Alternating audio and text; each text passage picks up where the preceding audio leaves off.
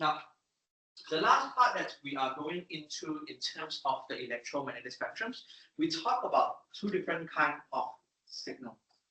So when we talk about signals, please remember signals can be differentiated into two main types. Number one, we can call that as a analog signal versus whatever thing that is now that belongs to a digital signal.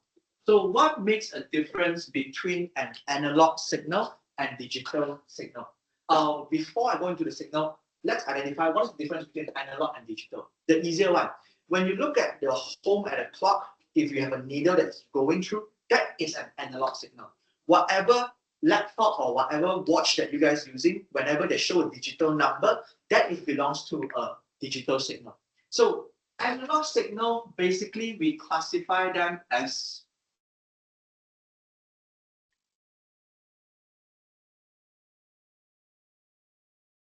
continuous signal.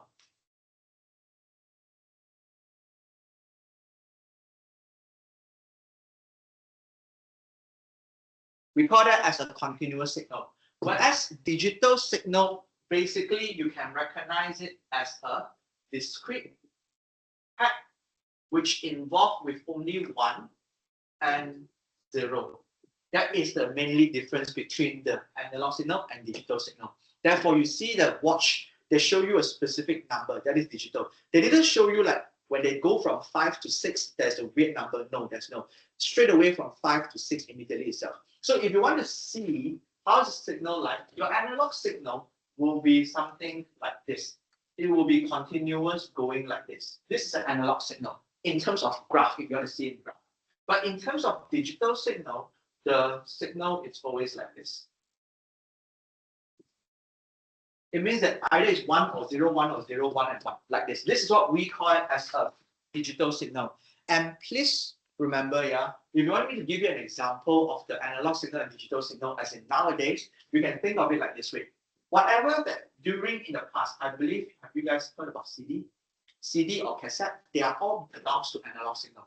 When you listen to when you listen to music now, are you still using CD? No, you're using something we call as a MP3 file, right? An MP3 file is basically a digital signal.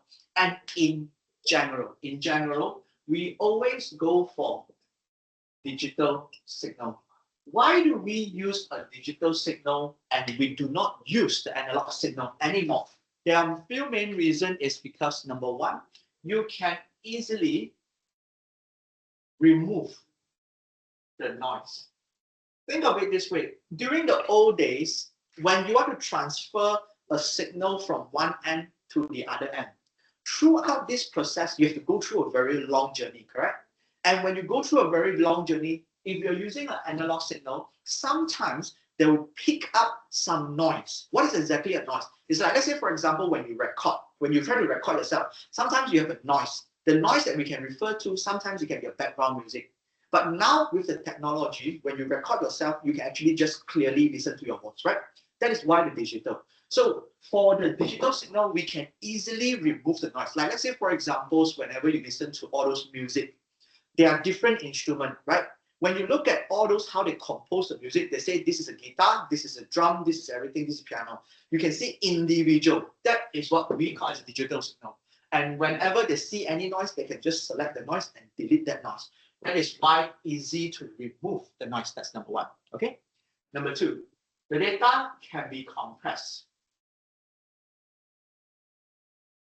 What does it mean that the data can be compressed? Analog signal, you listen to previous CD, when you burn it to a CD, whatever noise, you cannot remove it. And you just have to use something to include that in. But with the MP3, you can compress everything into one small file. When it's sent to you, you can actually extract it out. That is what we call it as the data. The data can be compressed. Then the last part is faster transmission.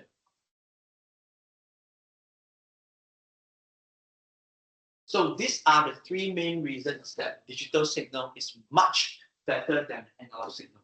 At this moment now, we are using that digital signal most of the time. We are no longer using an analog signal. Because analog signal, whatever you recorded, it's very hard for you to remove unless you delete the entire file and you re-record everything again. And then what the analog signal is being like removed. Majority of the time, we are using a digital signal more than analog signal. Okay, can?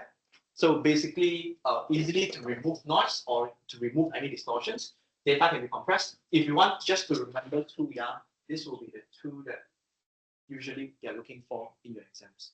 They will just ask you like 2 marks, what are the ways that digital is better than analog, or analog and digital, which one is better and why? This will be the question for the exam. And with this, there is no question. If there's no questions, then that is the end for the electromagnetic spectrum. All right. Because they will ask you in the exams like digital signal and analog signal, which one is better and why? They want you to explain. And then specifically in real life, why do we need to know this? Is because if you cannot differentiate between an analog and digital, we know that analog, anything that it's always continuous. Digital, sometimes you'll be jumping there. That jumping you might miss on a certain information. Continuous will select all the things. Therefore therefore you hear that they call it a Morse code. You know what's Morse code? They use a dot, dot, dot, dot, dot, dot, dot, dot, dot, dot, dot. Why they use a Morse code and change it to become Morse code? Because the dot is 1, whenever there's nothing, it's 0. Therefore, they convert everything into digital, they can transmit faster. All right, I will stop recording, take a photo, and sign in.